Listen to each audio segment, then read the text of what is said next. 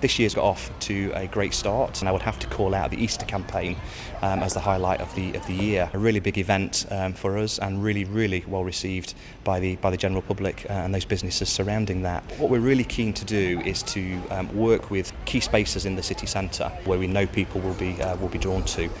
It's about bringing footfall into the city centre and encouraging that footfall to stay in the city centre for longer.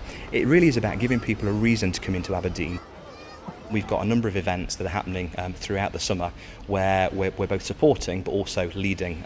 And the Wild Dolphins is a really good example of that. So we have supported financially, but we've also sponsored and supported the creative side of what Wild Dolphins is bringing to Aberdeen.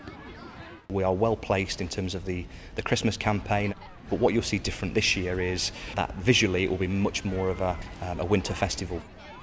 And I think that demonstrates that we're learning constantly. The fact that we've pretty much signed off our Christmas plans, and we're only in June, so that's real progress.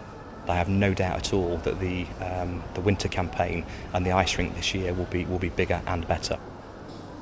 The role that Visit Aberdeen do is really crucial. They're about looking out with the city centre and saying, look at the great things that these guys are doing, come to Aberdeen. So they're providing an expertise that we don't have internally, and it's really important that we support that, because what we're wanting to do is bring more and more people into the city.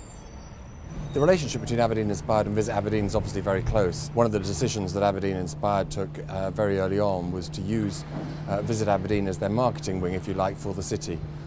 So our job is to try and bring more and more people into the city, and hopefully that the result of that will be that all the businesses that Aberdeen Inspired represent get direct benefit from that. Well, one of the things we do is trying to get as much publicity as we can for the city, trying to work with people to get them to bring their businesses to the city in terms of tourism businesses, and that's where we need resources, and that's where Aberdeen Inspired come in by helping to provide those resources.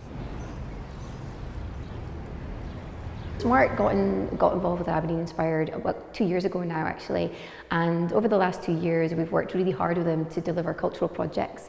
Kindly enough this year, we've been able to develop that partnership with Aberdeen Inspired, and we're working with them currently on 2 projects. Fabric of the Land is an art and science project that we work with the University of Aberdeen, and is part of the Civic Pride project with Aberdeen Inspired. And our second big project with them, which is really exciting for us, is a new cultural department store that we're bringing to the city.